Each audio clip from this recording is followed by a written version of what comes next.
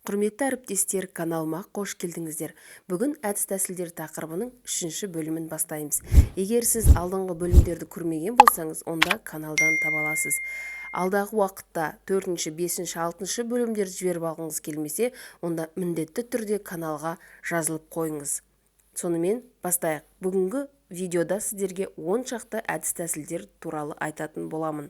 Бірінші, ол акроним. Ережесі: бір сөздің немесе сөз тіркесінің бірінші әріптерінен басталатын сөйлемдер құрау, не болмаса өлеңдер шығару.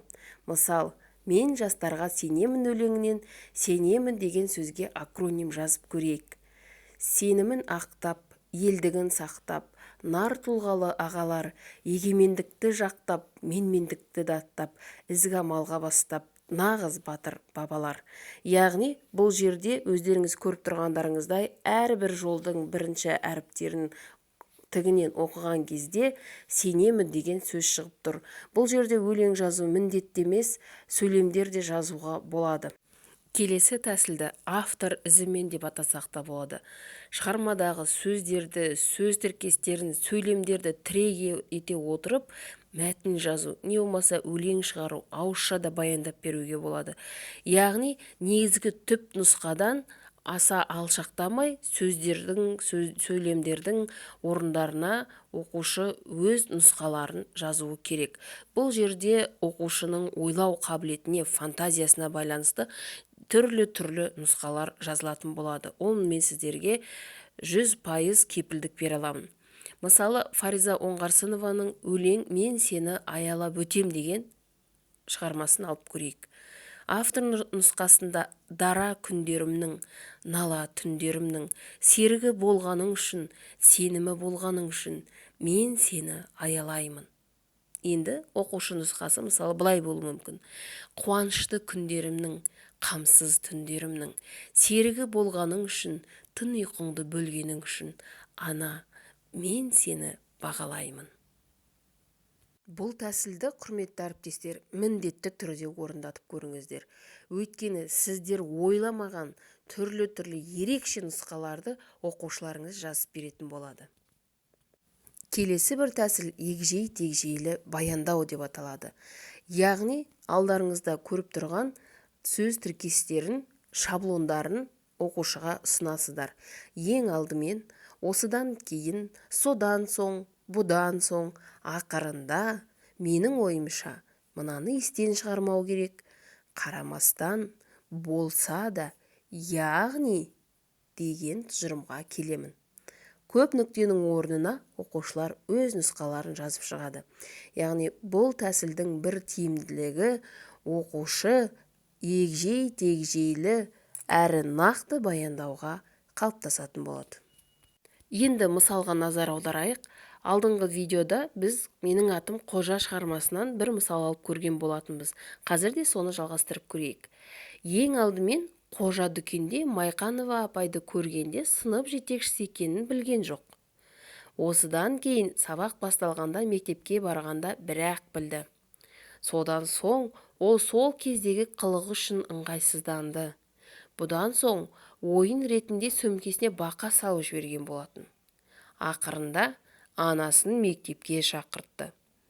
Менің ойымша, Қожа өзі айтқандай бақа секіріп шыққанда қызық болады деп ойлады. Расында да балалар үшін ол өте қызық болды. Мынаны естен шығармау керек. Автор түбінде адам болатын бала деп бекер жазған жоқ. Қожаның осындай әрекеттеріне қарамастан, Рахманов ағай оны үнемі қолдайтын. Тәртіп бұзған болса да, ол айнаның алдында өзімен жиналыс өткізіп, жұмыс жасады. Яғни, Қожа түбінде адам болатын бала деген тұжырымға келемін. Бұл тәсілді де кез келген пәнде орындауға болады.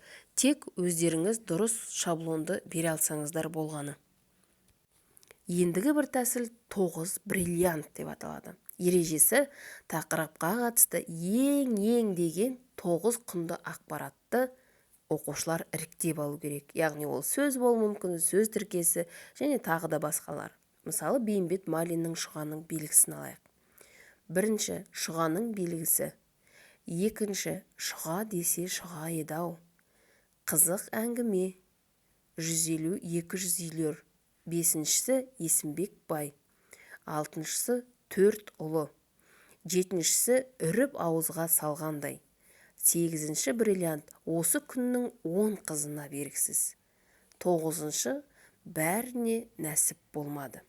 Яғни бұл әдіс тәсілде оқушылар ең маңызды ақпараттарды сұрыптап електен өткізіп алуға үйренетін болады. Өтіп отырған тақырыбыңызға байланысты, уақыттың тығыздығына байланысты бриллиант санын өзгерте беру ол өз еріктеріңізде. Жарнама. Яғни оқушылар жарнама жасай білу керек. Ол неге? Мысалы, шығармаға, кітапқа, тұлғаларға, хандар, ғалымдар, ақындар, жазушылар, өнер адамдар, кез келген тұлғаға.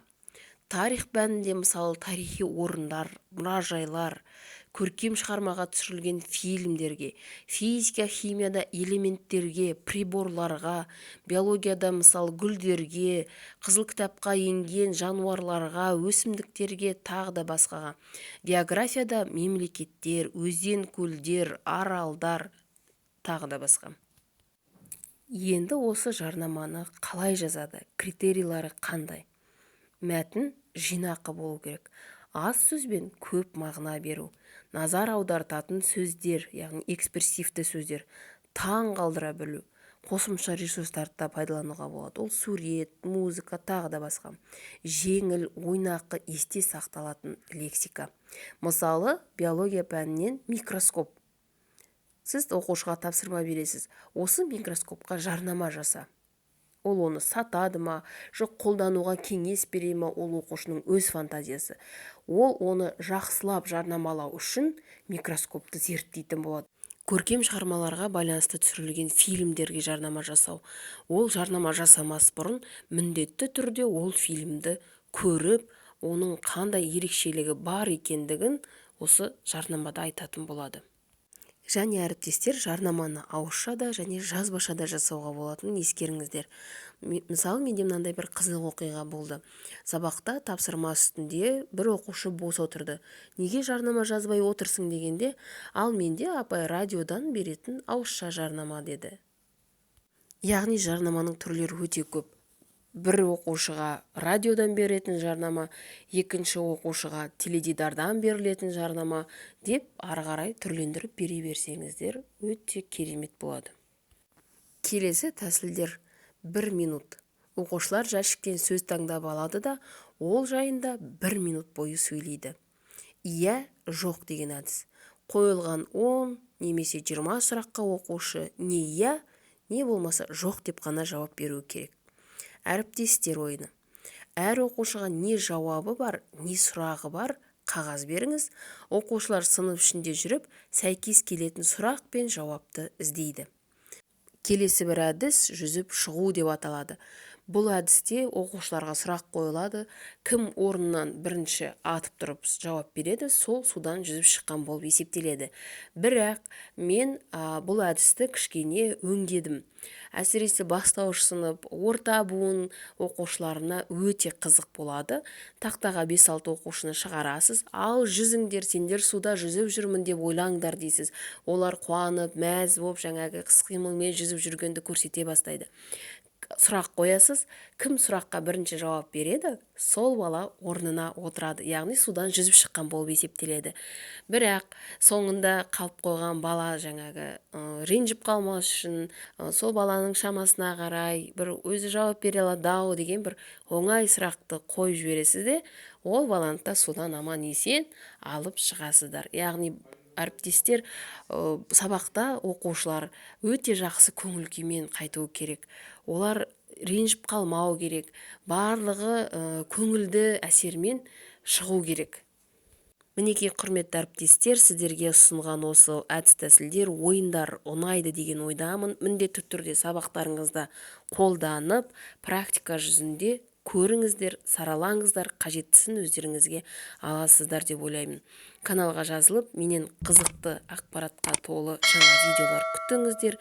Назарларыңызға көп рахмет.